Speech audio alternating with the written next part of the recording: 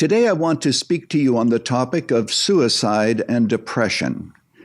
I remember when I was in high school, I met a young man who was gloriously converted, but he struggled with depression. Later on, I was so surprised that he committed suicide. I didn't realize at that time that Christians can sometimes be led down that road. Today I want to introduce to you three people who struggled with depression, one of whom tried to commit suicide on numerous occasions. And I think that his story is going to be a great encouragement. But I begin with Martin Luther, the man who wrote, "A mighty fortress is our God." In 1537, he wrote, "For more than a week I was close to the gates of death and hell. I trembled in all my members. Christ was wholly lost."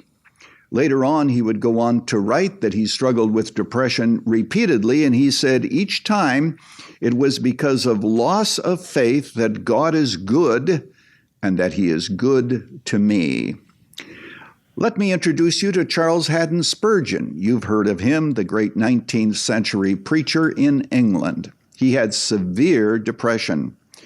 He said, "I am the subject of depression of spirit so fearful that I hope none of you ever get to such extremes of wretchedness as I go through."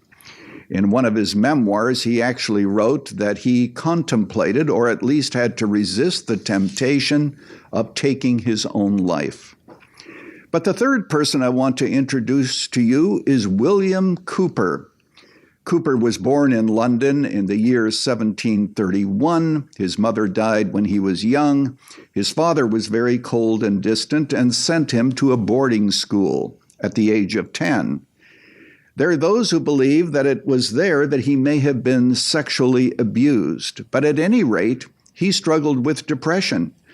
Later on, his father put him under a lot of pressure to become a lawyer and to study law. But he was in such fear, such a sense of self-loathing, that he could not bring himself to it, and he tried to commit suicide on several different occasions, but somehow it never worked. For example, one time he took a penknife and struck it into his chest, but the blade of the knife broke, and he tried to hang himself, and the rope broke. Let me describe to you the way in which he felt by his biographer, who said, "He felt for himself a contempt not to be expressed or imagined. Whenever he went into the street, it was as if there flashed upon him the indignation and scorn that he had offended God very deeply, and he could never be forgiven. And his whole heart was so filled with pangs of despair. Madness was near him. In fact, madness had already come." As a result of this, Cowper was sent to a mental institution by his father. There he encountered a man who was a Christian, who introduced him to Christ, who explained the gospel to him. And Cowper said this, "Immediately I received the strength to believe it, and the full assurance that the Son of Righteousness shone. I also saw that the suffering and the atonement he had made for my pardon, sealed in his blood, and all the fullness and the completeness of his justification. In a moment I believed and received the gospel, and my eyes filled with tears, my voice choked with transport.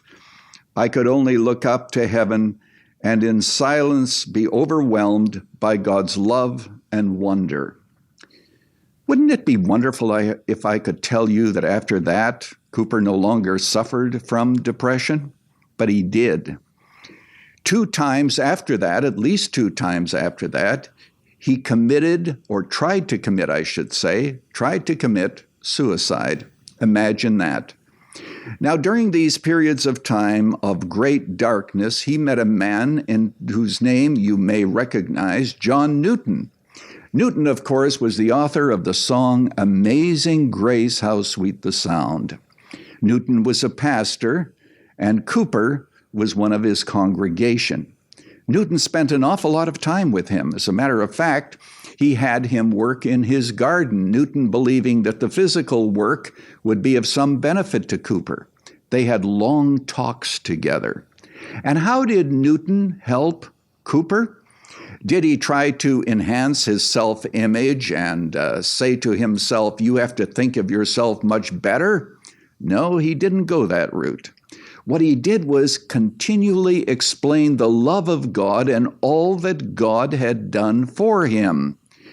Because as far as Newton was concerned, it was not that important as to what Cooper thought of himself. What was really important is whether or not he could grasp the wonder of God's forgiveness and grace. And by the way, that's the kind of counseling that Martin Luther did also. He had a friend by the name of Spalatin who committed a sin by giving some wrong advice, and Spalatin couldn't forgive himself. And Luther said, and I'm paraphrasing here, Spalatin, you think you've committed a great sin? Oh, come over to us, because we are hard-boiled sinners. Oh, Spalatin, you have to understand that Jesus just didn't die for childish, nominal sins. Oh, no, Spalatin, Jesus died for damnable iniquities. The way we help people with forgiveness, the way in which we help them with their depression, is to help them to grasp the wonder of all that God has done on their behalf. Well, a number of years ago, I was in London and I wanted to go to Spurgeon's grave. Our guide was actually an atheist, and she let us know that, but she was a little hesitant, but of course she took us there. And as I stood at Spurgeon's grave, I noticed that on the grave, engraved, were the words of his favorite hymn. And in looking back, I think to myself, what an interesting juxtaposition of events. Here's Spurgeon, who struggled with depression, and on his tombstone is a hymn written by a man who also struggled with depression and who tried to commit suicide at least 6 times. The hymn is this: there is a fountain filled with blood drawn from Emmanuel's veins, and sinners plunge beneath that flood, lose all their guilty stains. The dying thief rejoiced to see that fountain in his day, and there may I, though vile as he, wash all my sins away. The words of Willian Cowper. There's another poem that Cowper wrote that perhaps you've heard about. God moves in a mysterious way his wonders to perform. He plants his footsteps in the sea and rides upon the storm. Deep in unfathomable mines of never-failing skill, he treasures up his bright designs and works his sovereign will. Ye fearful saints, fresh courage take. The clouds ye so much dread are big with mercy and shall break in blessing on your head. Judge not the Lord by feeble sense, but trust him for his grace. Behind a frowning providence, he hides a smiling face. His purposes will ripen fast, unfolding every hour. The bud may have a bitter taste, but sweet will be the flower. Blind unbelief is sure to err and scan his work in vain. God is his own interpreter, and he will make it plain. Cowper actually wrote 67 hymns.